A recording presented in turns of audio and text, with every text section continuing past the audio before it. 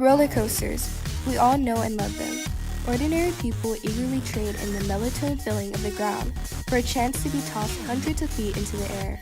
The thrill and excitement of the force of the twists and loops, accompanied by stomach-whirling weightlessness. A thrilling ride on a roller coaster never fails to create an exciting experience for the rider.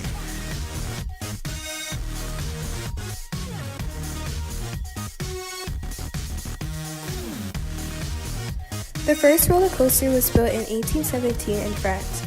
The French used large slides covered in wax and sleds with wheels to create their ride. The roller coaster was built in the Russian mountains of Belleville. This was an improvement from the ice slides that came before because it allowed the French to build the track so that they can control where the sled went, and they were able to operate these rides in seasons other than winter. The early roller coasters mainly went downhill because the thrill came from the speed. The first American roller coaster was built in the mid-1800s in Pennsylvania. The ride was named the Mock Chunk Switchback Railway and took riders up a hill before quickly bringing them down. After this point, many amusement parks were built that contained roller coasters made of wood.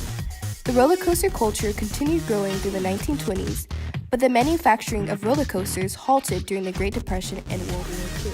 Eventually, the revival of roller coasters took place in the early 1970s. The main innovation that came from this revival was the implementation of steel tubular tracks.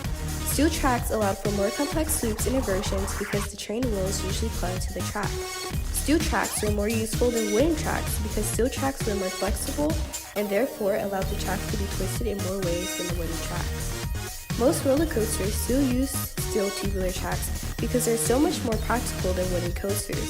Some people prefer the feeling of wooden coasters, but most people like the steel tracks because it is more intense and it has more inversions and has much faster speed. The next big step in roller coasters after steel tracks was linear synchronous propulsion. This innovation allowed coasters to be launched using electromagnetic forces.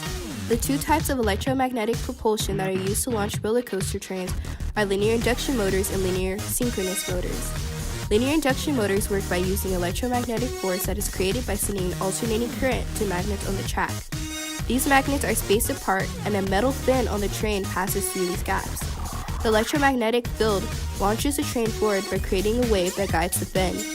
The first roller coaster to use this method of launching was the Flight of Fear at Kings Island in 1996.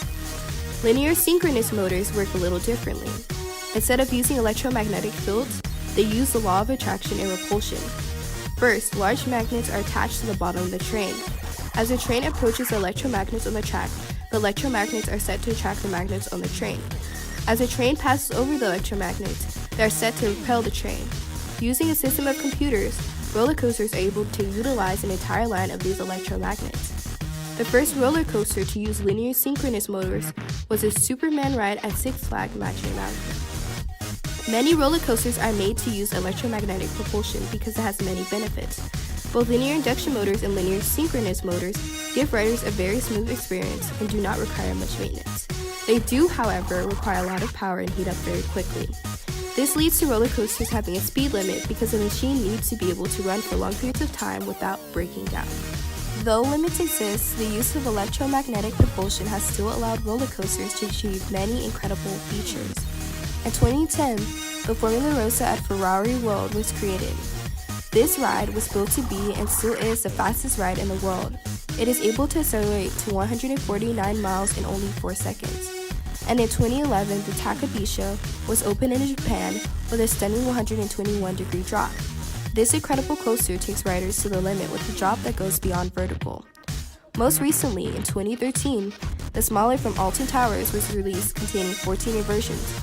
The ride lasts about 3 minutes and sends the riders through dizzying corkscrews and loops. This ride is only possible because the motors are able to propel the train to the required speed to send the train through all of the inversions. Now that we've gone through the history of roller coasters, let's talk about the future.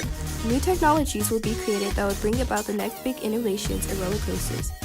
Maybe it will be faster coasters or more inversions.